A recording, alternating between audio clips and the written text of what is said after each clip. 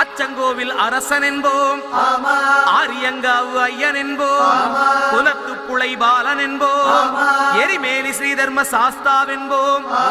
சொரிமுத்து ஐயனார் அப்பன் என்போம், ஜோதிச ரூபன் என்போம், மகர்ஷி மர்தன் என்போம், மணிகண்ட சுவாமி என்போம், சுகுணவிலாசன் என்போம், சுந்தர ரூபன் என்போம், ஜாதி மத பேதமில்லா கடவுளாம், சத்திய வடிவான தெய்வமாம், ஆபத்தில் காப்பவனாம், அன்னதான பிரபுவாம், உலகத்தின் முப்பற்ற தெய்வமாம், சோதனைகள் செய்வானாம் ஆனா கைவிட மாட்டானாம். அப்படிப்பட்ட சாமி ரொம்ப சிறுசையா, ஆனா சக்தி ரொம்ப